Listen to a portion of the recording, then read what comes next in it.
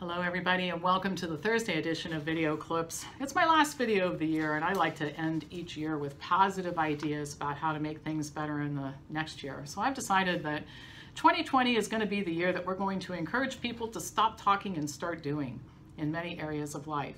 That's going to be our slogan, stop talking and start doing. We actually kind of started down this path earlier this year when we launched our breast cancer awareness campaign, and instead of talking about pink M&Ms and telling people to get mammograms, we actually asked women to sign a pledge committing to lose weight, limit alcohol, eat more plants and move more, simple things. And we had a lot of women sign, and what was really encouraging was how many of them decided to redeem their $100 coupon toward courses, which is an action step. Like, I want to learn more, I want to do better for myself. So this is all good. We're going to continue this in 2020. Stop talking and start doing. It's a very simple concept, but a powerful way to start the year. So let's apply it to health and weight. If you're not taking optimal care of yourself, but you spend a lot of time talking about it, you go to potlucks and veg fests and you read books and you go to conferences, but you're not changing your health. You haven't lost a pound, your health isn't any different. Stop talking about health improvement and weight loss and start doing something about it instead. So change your diet, adopt an optimal diet. Stop telling yourself that because you only have cookies on the weekends, it's not, you're getting better. You know, a lot of people are getting better, but not better enough, fast enough for anything to be different. Analogy, let's say that I file my tax return every year in December instead of in April, and I pay a lot of penalties and taxes as a result. And I tell you, well, this year I did better. I'm filing my tax return in November. You'd probably say, well, I don't know, maybe that's better than December, but I think you're missing the point, Pam. You got to file your tax return in April, all right? So do something. Start exercising. I mean, really get serious about it. Get yourself doing something 5 or 6 times a week for 45 minutes in your target heart zone. Some aerobic exercise, strength training exercise. And I know everybody's going to say, I don't have time. Listen, I'm one of the busiest people I know, and I take the time to do it. And as I said on Tuesday, you're going to have lots of time to think about exercise. If you don't take care of yourself, you're going to end up in some kind of nursing home facility someday. Lots of time then. All right, so let's just get it done. Pay attention to hydration, sleep, stress, all the rest of it too. I mean, either you think something is important, like health, in which case you do something about it, or not. But let's stop talking, start doing.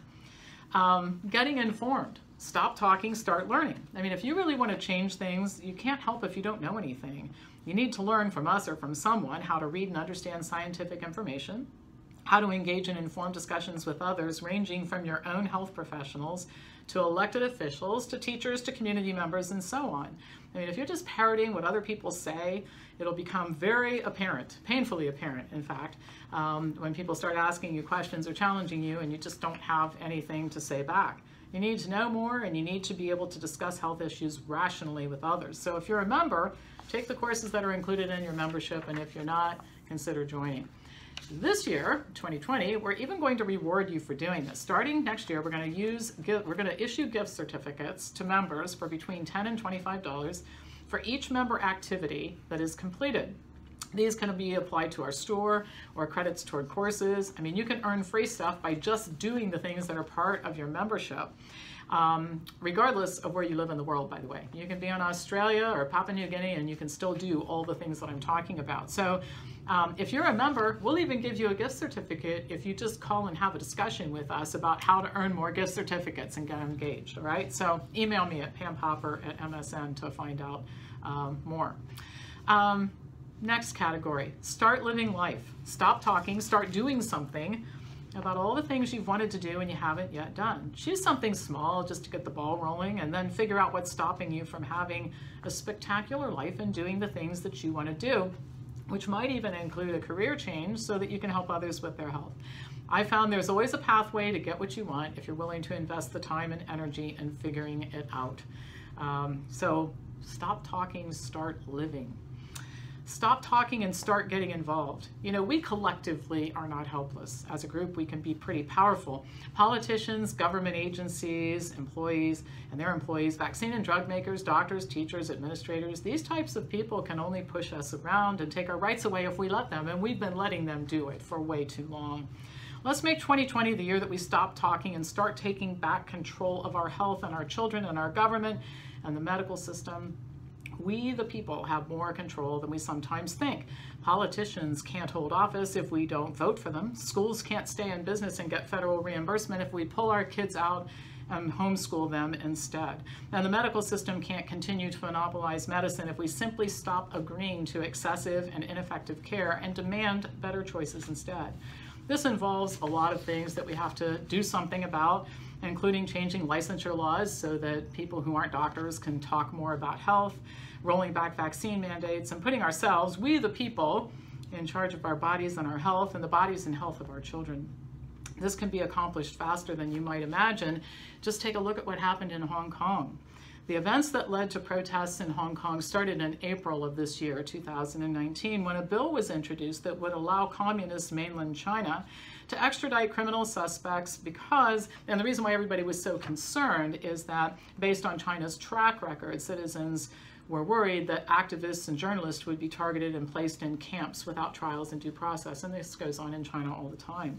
People started protesting in the streets, and at times there were between 2 and 3 million people, as much as 40% of the entire population of the island in the streets at one time. The airport was shut down for a while, the streets were closed, merchants started complaining because people couldn't even get to their stores. There's an interesting thing that happens when 2 or 3 million people are in the street. In an area the size of 10 times smaller than the size of Los Angeles County, 2 to 3 million people. Well, you can't arrest them and you can't shoot them and you can't gas them. You can't put them in a camp, so you have to do something to make them stop, and that's exactly what happened. Leader Carrie Lam stated that the bill would be suspended. Not good enough, according to residents. They continued to take to the streets, and clashes between police and protesters grew more violent and more frequent. The bill was completely withdrawn in September in response. Still not enough. Pro-democracy candidates secured a landslide majority in elections held on November 24th. They captured 389 out of 452 seats, and they control now 17 out of 18 councils. Voter turnout increased from 7% 4 years ago to 71% at the time the polls closed, and there were 390,000 first-time voters.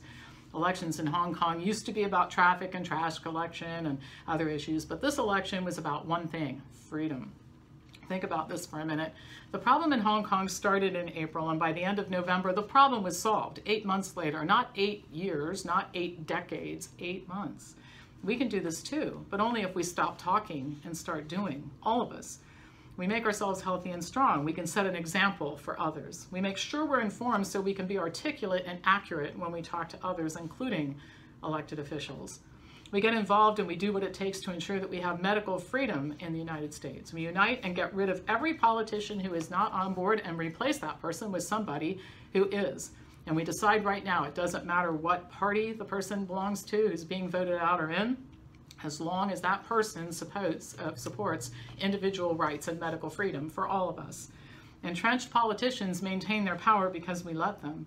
They distract us and divide us with their prattling on and on about the end of the planet and safe places for people who can't be in the same room with somebody who disagrees with them. And while they've done that, they've stolen our lives and our freedom, and they're not finished. They have big plans for even more control. If they succeed, we're only really going to have ourselves to blame. So let's stop talking and start doing. Now, today, it's time.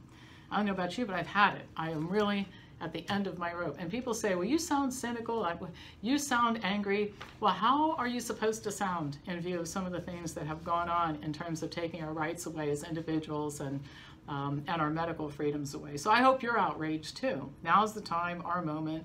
2020 is our year. So if you want to do something about this, send me an email, pampopper@msn.com. Tell me you're on board, you want to get involved. Let's get something done. And I mean, let's get something done in 2020, not 2075. All right, well, that's it for today, for the week, for 2019. If you're not a subscriber, hit the subscribe button. Pass this on to anybody who you think would enjoy watching it. And I will be back to you in 2020 in January with, we have big plans for next year. So I hope you're on board. I hope you want to join us. Let's get something done. Have a wonderful holiday. Remember my voice in the back of your head. Don't eat anything that you think Pam Popper wouldn't eat. And keep up your exercise program. Health is what we need. If we're going to fight these battles, we need to be healthy and energetic and ready to go. I'll talk to you again in January.